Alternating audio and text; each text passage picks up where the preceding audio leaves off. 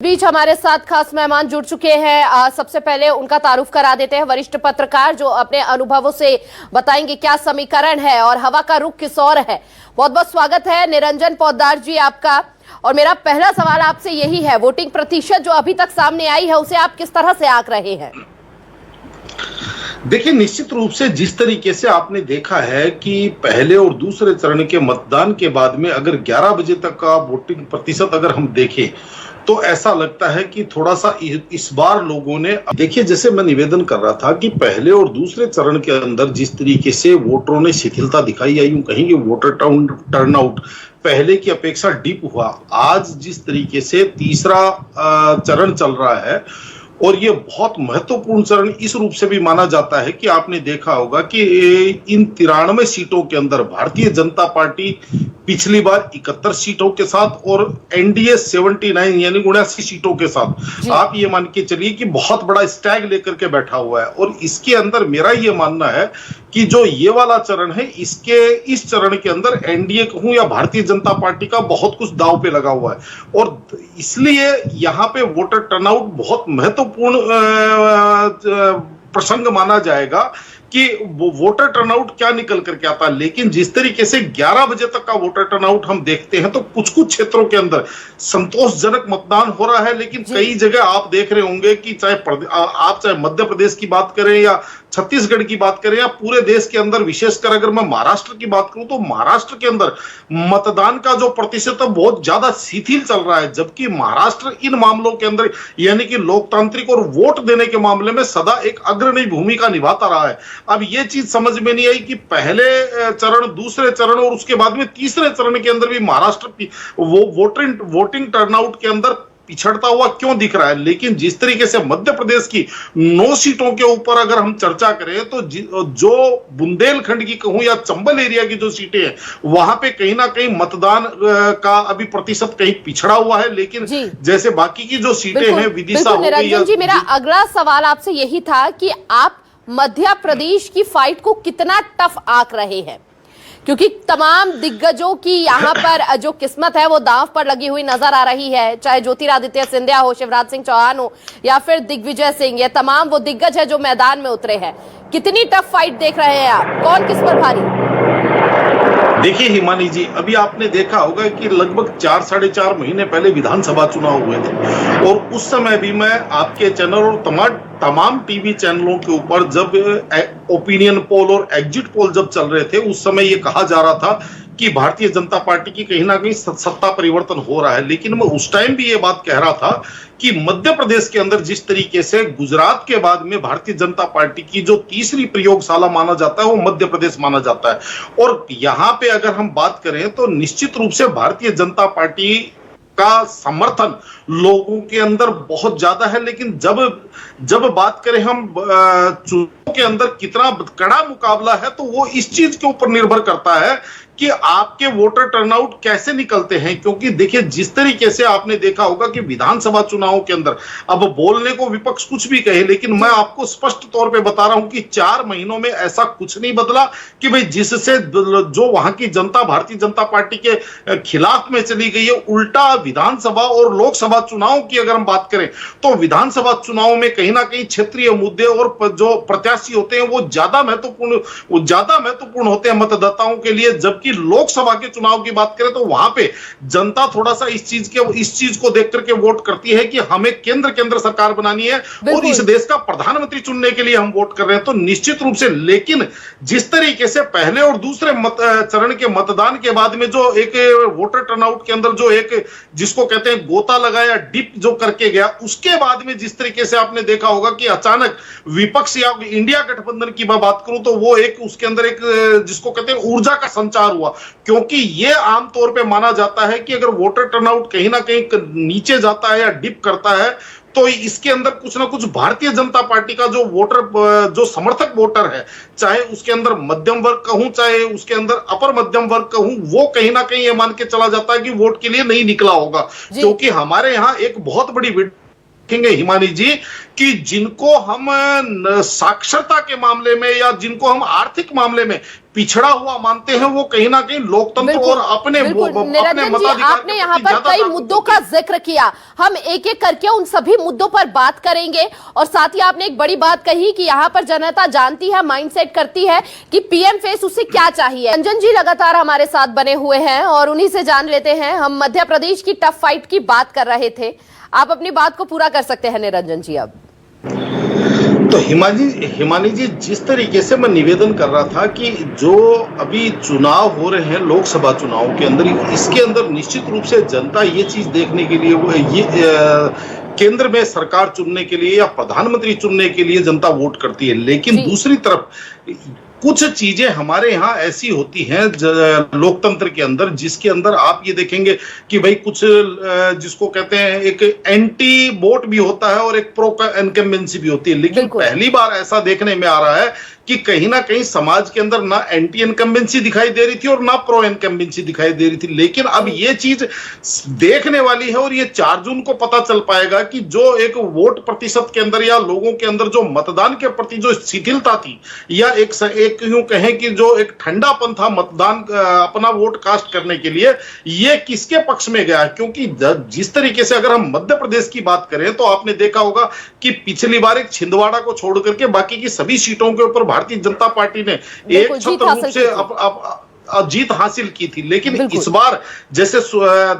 बताया जा रहा है कि भाई 3-4 सीटों के ऊपर भारतीय जनता पार्टी कहीं ना कहीं फंसी हुई है और उसके अंदर कोई कारण ऐसा नहीं है कि इंडिया गठबंधन कोई बहुत मजबूती से चुनाव लड़ रहा है। इसके अंदर भी अगर आप देखेंगे तो दोनों चीजों में आपको एक फर्क नजर आएगा और वो ये है कि भारतीय जनता पार्टी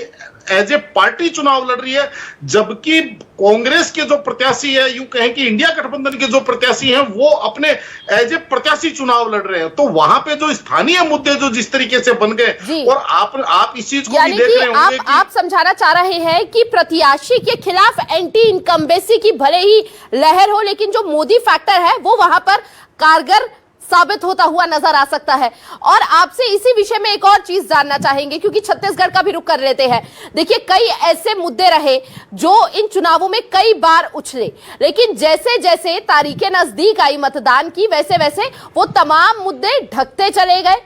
मैं स्थानीय मुद्दों की बात कर रही हूं निरंजन जी, यहां पर छत्तीसगढ़ की, वो स्थानीय मुद्दे कम होते गए और कौन से मुद्दे उठने लगे? जातीय समीकरण, राम मंदिर। तो इसे किस तरह से देखते हैं? स्थानीय मुद्दों को लेकर क्या आप छत्तीसगढ़ के ग्रामीण क्षेत्रों में अभी भी वो जागरूकता रहेगी, या वो मुद्दों को अपने मन में लेकर वोट कास्ट करेंगे, या फिर राष्ट्रीय मुद्दे यहां पर हावी होते हुए नजर आएंगे? देखिए, हमारे यहाँ एक सबसे बड़ी विडंबना है कि चुनाव के अंदर जिस तरीके से धार्मिक और जातीय समीकरण जो होते हैं वो कहीं ना कहीं बहुत बड़ी महत्वपूर्ण भूमिका निभाते हैं। बेशक उसका जनता को लाभ मिले या केवल वो एक राजनीतिक रूप से या चुनावी रूप से जनता को छलने का एक प्रोपेगेंडा हो, वो उस चीज को जनता अभी तक भी नहीं समझ पाई है। और जिस तरीके से हम मुद्दों की बात करें तो निश्चित रूप से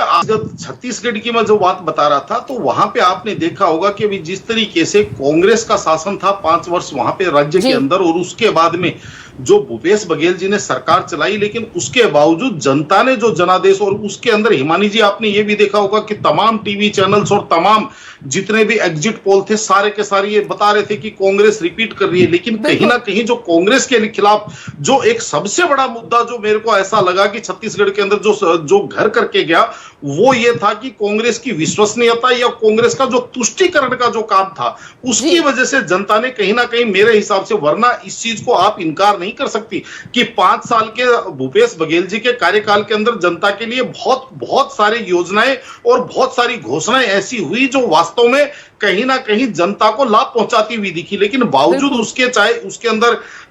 और अब जिस तरीके से छत्तीसगढ़ के अंदर आपने देखा होगा कि भी जो नक्सल प्रभावित क्षेत्र हैं वहां पे जिस तरीके से फोर्सेज ने एक बहुत बड़ी कार्रवाई की, और वो ठीक है। देखिए, आपने यहाँ पर योजनाओं की बात की निरंजन जी, प्रधानमंत्री मोदी को हमने हाल ही में सुना, वो संविधान को लेकर बात कर रहे थे। इन चुनावों में कहना गलत नहीं होगा कि संविधान का मुद्दा भी खूब गर्माता हुआ नजर आया। चूंकि लोकसभा के चुनाव है, राष्ट्रीय मुद्दे हैं, संविधान को लेकर जिस तरह से आरोप प्रत्यारोप की राजनीति देखी जा रही है वो कितनी प्रभावशाली है? क्या ये सिर्फ दोनों पार्टियों के बीच तक सीमित है या फिर जनता पर भी ये उतना प्रभावशाली रहेगी? जी, मेरे से सवाल है। बिल्कुल बिल्कुल निरंजन जी, आपसे सवाल है हाँ मेरा ये। हाँ, निश्चित रूप से देखिए हिमानी जी, संविधान के बारे में जिस तरीके से चर्चाएं चल रही है, भारतीय जनता पार्टी ने नारा दिया अब की बार 400 पार। यहाँ पर माफी के साथ उसके आपको रोकना चाहूंगी निरंजन जी, माफी के साथ आपको रोकना चाहूंगी। राधिका जी प्रेस कॉन्फ्रेंस कर रही है और कल ही उन्होंने कई आरोप भी लगाए प्रेस कॉन्फ्रेंस कर। एक बार उन्हें सुन लेते हैं कि वो क्या कुछ कह रही हैं।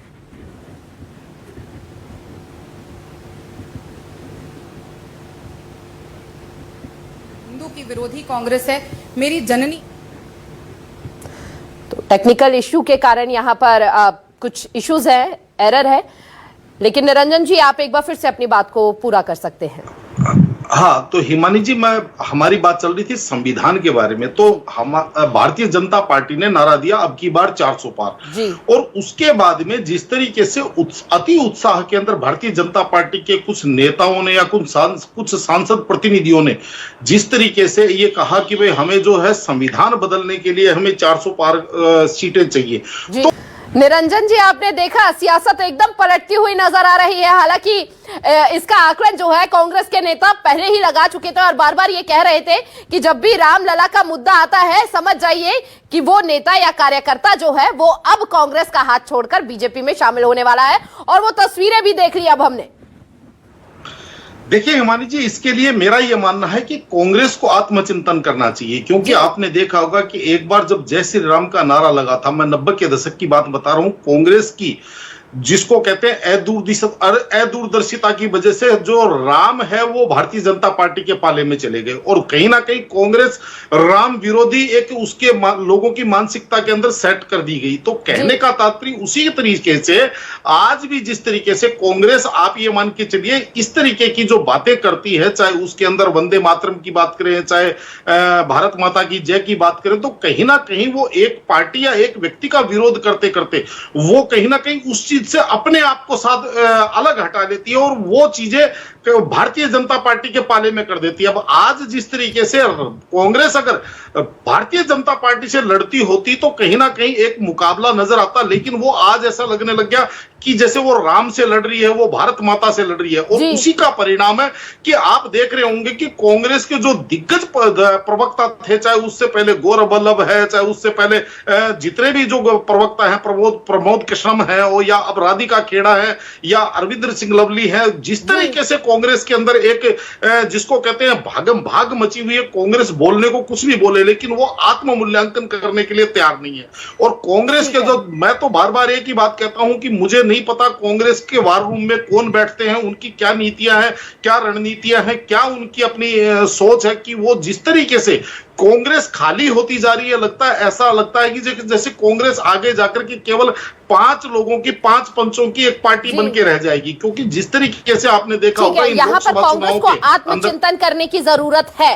ये सभी आप जानते हैं और ये जग जाहिर भी होता हुआ कई बार नजर आया है।